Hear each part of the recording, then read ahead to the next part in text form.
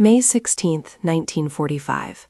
A temporary holding area for surrendered personnel near Garmisch-Partenkirchen, Germany. The war in Europe has been over for 8 days, but the silence is deceptive.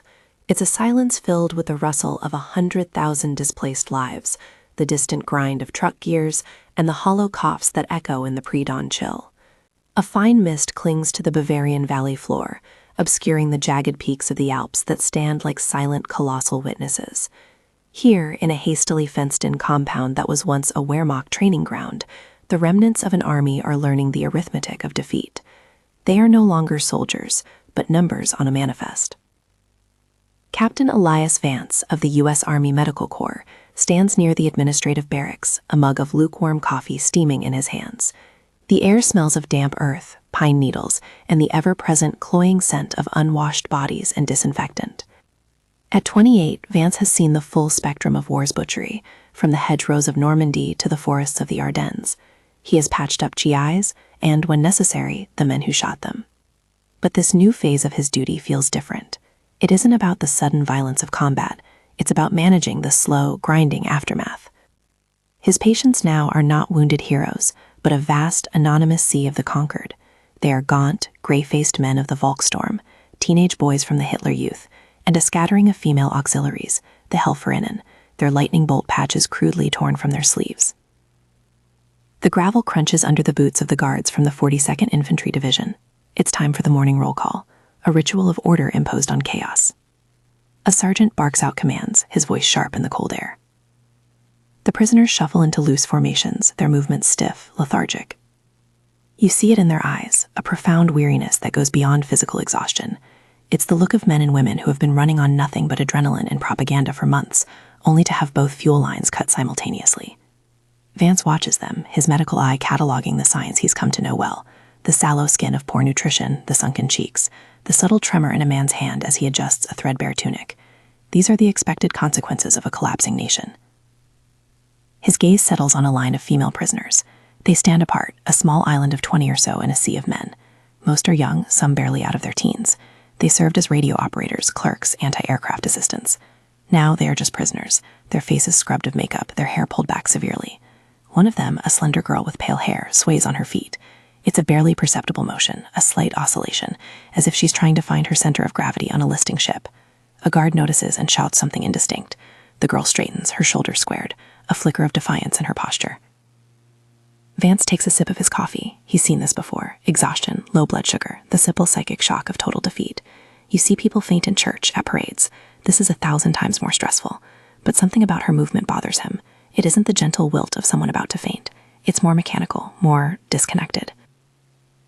The roll call continues, a monotonous drone of German surnames. The sun begins to burn through the mist, casting long, distorted shadows across the compound.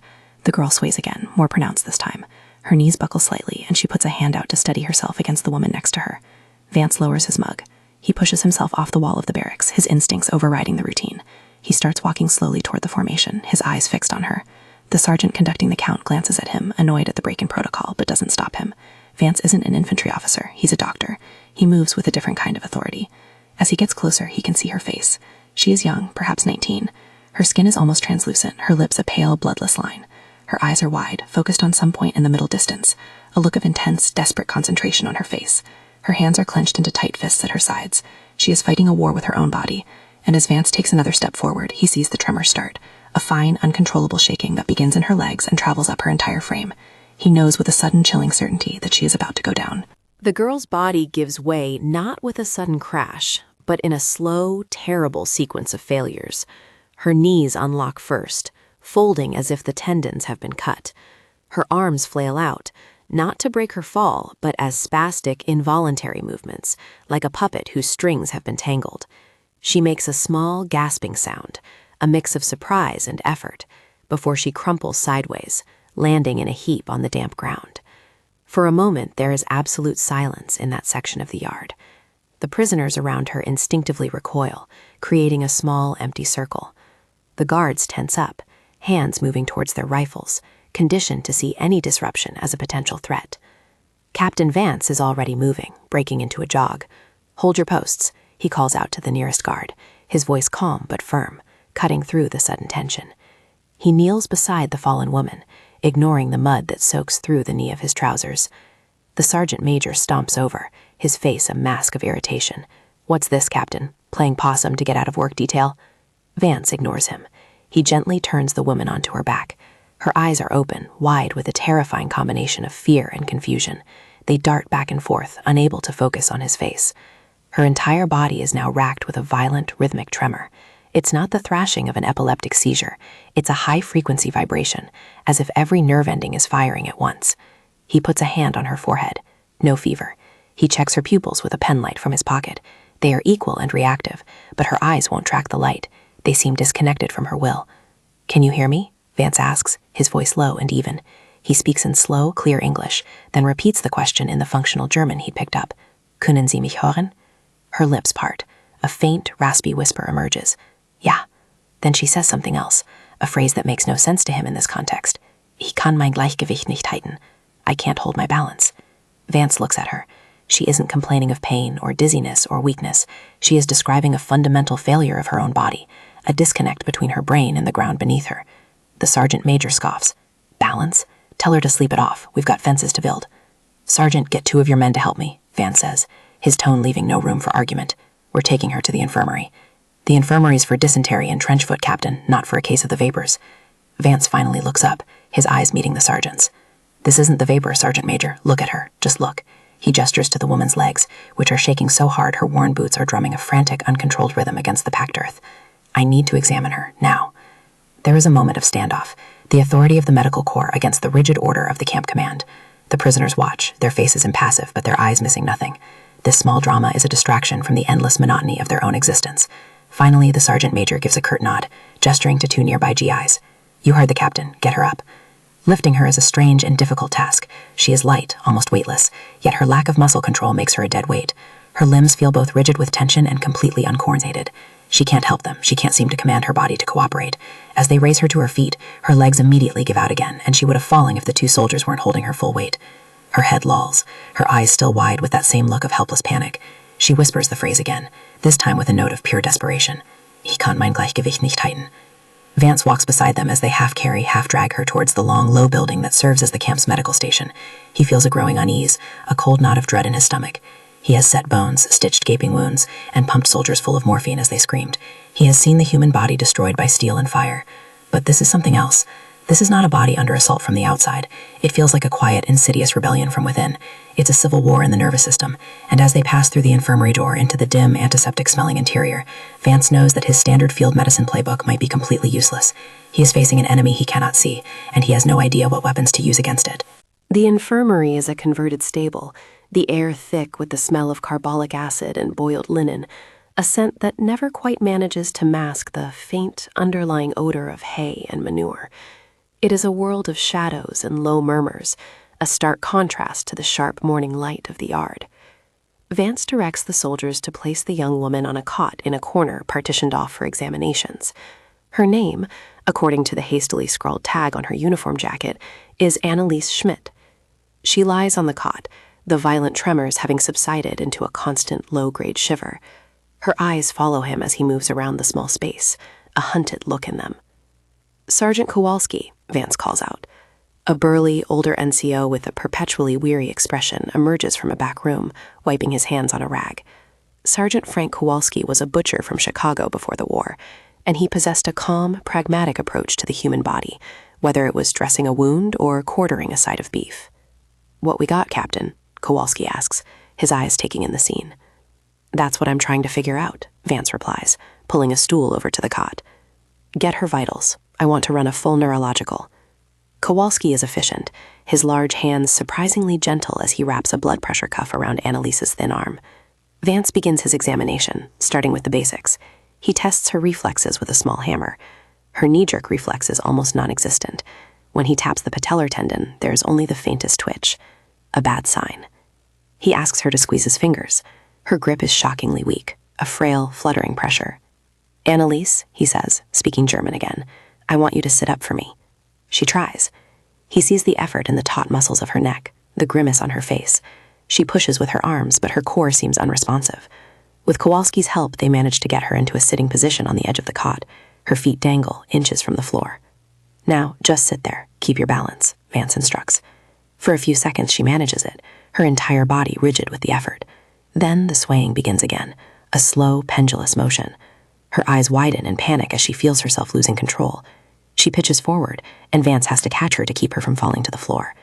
The disconnection is profound. It's as if the commands from her brain are being lost somewhere in transit, like a message sent down a frayed telephone wire. He moves to the classic tests. I want you to touch your nose with your finger, he says, demonstrating. She lifts a trembling hand, her arm moving in a jerky, uncoordinated arc. Her finger misses her nose by inches, brushing against her cheek. She tries again, her brow furrowed in concentration. This time she pokes herself in the eye. A tear of frustration leaks from the corner. This isn't hysteria. This isn't shell shock. Vance has seen shell shock. The uncontrollable shaking, the vacant stares, the sudden outbursts. This is different. This is a precise mechanical failure. It's a breakdown in the very wiring of the body. He has Kowalski help her stand. Close your eyes, Vance tells her. The moment her eyelids shut, her body, deprived of visual cues to orient itself, immediately begins to topple. He catches her again. Romberg sign, a clear indicator of sensory ataxia, a failure of the body's sense of self-position in space. He runs his hands over her limbs, checking for injuries, for anything he might have missed. There are none. But what he does find are other, more subtle clues. The faint vertical fissures at the corners of her mouth, the smooth, slightly inflamed appearance of her tongue, the dry, flaky skin on her shins. These are the footnotes of malnutrition, the small signs a body posts when it is being starved of essential building blocks. And suddenly, a memory surfaces from a dusty corner of his mind, from a neurology lecture back at Johns Hopkins. Professor Albright droning on about sailors and prisoners of war from a century ago. Beriberi, Wernicke-Korsakoff syndrome, diseases of profound thiamine deficiency, vitamin B1. He straightens up, a cold realization washing over him. My God, Frank, he says softly to Kowalski. It's not a wound. It's a deficiency. Kowalski looks up from his notes. Deficiency? You mean like she's hungry? Captain, they're all hungry. No, Vance says, his voice barely above a whisper. This is more than hunger. Hunger is a craving. This is an erasure. Her body has been starved of B vitamins for so long that her peripheral nerves are demyelinating. The insulation is being stripped from her wiring. That's why she can't balance. Her brain is sending the signals, but the nerves in her spine and legs can't properly receive them or report back. She literally doesn't know where her feet are. He looks back at Anneliese Schmidt, who is now staring at her own trembling hands as if they belonged to a stranger. It's not a bullet or a bomb that has brought her to this state. It's the slow, silent, methodical devastation of months of nothing. Months of watery soup, a crust of bread, and the gnawing emptiness of a ration card that was never worth the paper it was printed on. The German war machine, in its final throes, had not only consumed the flesh of its enemies, but had begun to devour its own children from the inside out. He wasn't just looking at a prisoner of war. He was looking at a ghost, a human being whose nervous system was dissolving, cell by cell. The diagnosis settles in Vance's mind not with the satisfaction of a solved puzzle, but with the chilling weight of a terrible revelation. Anneliese Schmidt is not an anomaly. She is a harbinger, a single dramatic symptom of a vast underlying disease that has been incubating silently within the entire camp population. Armed with this new, terrifying lens, Vance leaves the dim light of the infirmary and steps back out into the yard. The world looks different. The morning roll call is over, and the prisoners are being organized into work details. But now, Vance doesn't see defeated soldiers. He sees a sprawling outdoor ward of critically ill patients who don't even know the nature of their own sickness. He watches a group of men shuffling past, assigned to clear rubble from a bombed-out building nearby. He focuses on their gait. Before, he would have seen it as the slow, tired shamble of the demoralized. Now he sees the subtle signs of ataxia, the slightly widened stance to maintain balance, the minor stumbles over uneven ground, the careful, deliberate placement of each foot. He observes a man leaning against a wall, his hand trembling slightly, not from cold or fear, but from the fine, persistent tremor of peripheral neuropathy. He sees the vacant, listless expressions on their faces and recognizes it not just as despair, but as the potential onset of Wernicke's encephalopathy, the cognitive confusion that comes when the brain itself is starved of thiamine. He realizes with a jolt that the entire camp is a ticking clock. The standard U.S. Army ration they are providing, K rations, C rations, bread, and coffee, is designed to provide calories for energy. It will stop them from starving to death, but it is woefully inadequate in the specific micronutrients needed to repair months or even years of profound vitamin deficiency. In fact, giving a sudden caloric load to a thiamine-deficient person can sometimes accelerate the neurological damage. They are, in a sense, poisoning them with their kindness. They are feeding the engine without repairing the wiring, and the result will be a system-wide burnout. He turns and walks with grim purpose towards the camp commandant's office, a small wooden building that had once served a German officer. Major Davies is a man defined by logistics. He thinks in terms of numbers: number of prisoners, number of guards, gallons of water, tons of food.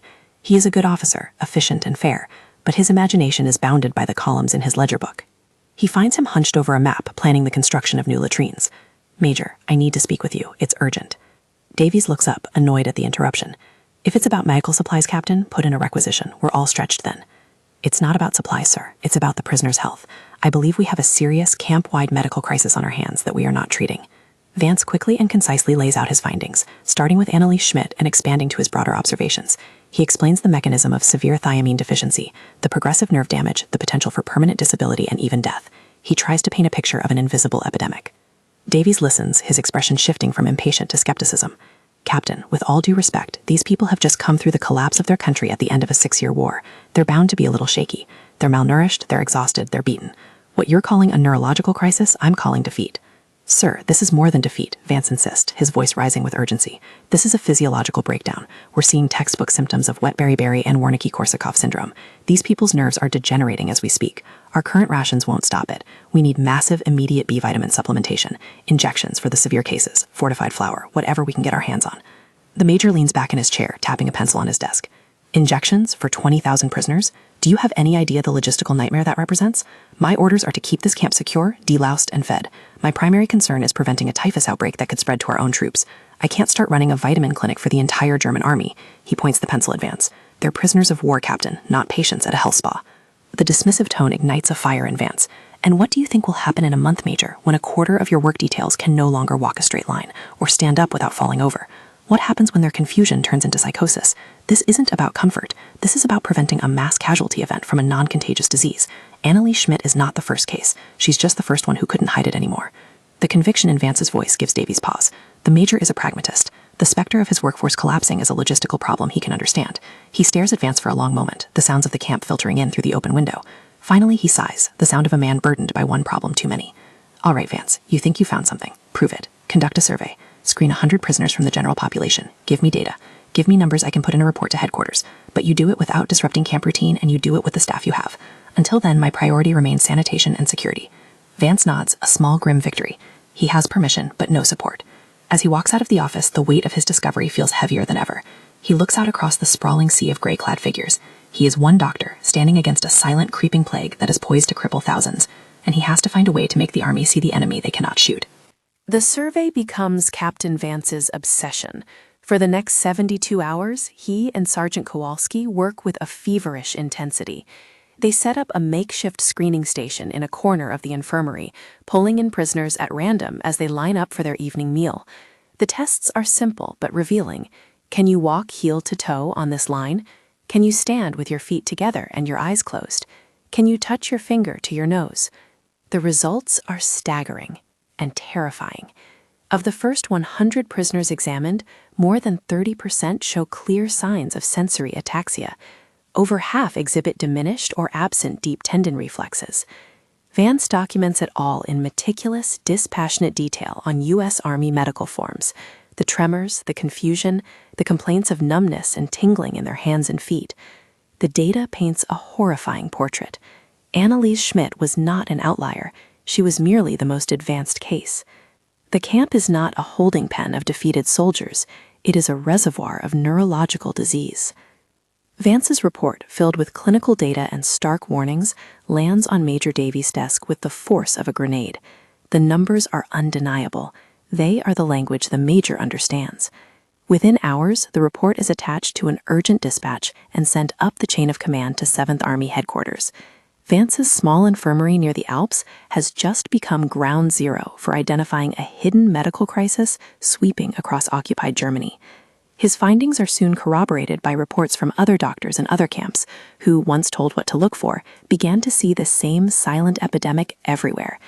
The enemy was not an ideology or a weapon, but something far more fundamental, the biological consequence of a society that had starved itself into ruin. The response from command is slow, grinding, but it comes. Shipments of vitamin B complex in large multi-dose vials begin to arrive. The camp's bread supply is ordered to be fortified with brewer's yeast, a rich source of thiamine. For Vance, it marks the beginning of a new kind of war, a war of needles and nutritional supplements, fought cot by cot. He starts Annalise on a regimen of high-dose intramuscular thiamine injections. For the first few days, nothing changes. She remains on her cot, unable to stand, her world a confusing blur. Vance feels a gnawing fear that he was too late, that the damage to her myelin sheaths is irreversible. Then, on the fourth day, a small miracle. During his morning rounds, he finds her sitting on the edge of her cot, by herself. She is not swaying. He asks her to stand, and with the help of the wall, she pulls herself to her feet and remains upright for a full 10 seconds before her legs begin to tremble. A look of profound, tearful relief floods her face. The building blocks are working. Her body, given the right materials, is beginning the painstaking process of repairing its own ravaged wiring. Her recovery, and the recovery of thousands like her across Germany, is slow and incomplete. 2 months later, the camp is more orderly. The prisoners are healthier, their faces have more color, the zombie-like shuffle is gone from their gait. But the scars of the silent plague remain. You see it in the men who now walk with canes, their balance permanently compromised. You see it in the lingering confusion of those whose brains were starved for too long. For many, the war will never be over. It will live on in the misfiring synapses and damaged nerves that betray them with every step. Vance often watches Annalise as she takes tentative walks in the small yard behind the infirmary. She can walk now, without assistance, but her gait will never be natural. There is a permanent uncertainty in her step, a slight hesitation, as if she is perpetually testing the solidity of the ground beneath her. She has survived, but she is a living monument to the war's unseen injuries. Vance came to Europe to treat the wounds of violence, the holes torn in flesh by shrapnel and bullets. He will leave having learned a deeper, more disturbing truth, that a human being can be utterly broken without ever being touched by a weapon, that the slow, creeping siege of hunger can inflict wounds just as deep and lasting as any bomb. The victory was declared in May, but here in the long shadow of the Alps, the quiet, painstaking work of mending a continent, nerve by nerve, has only just begun.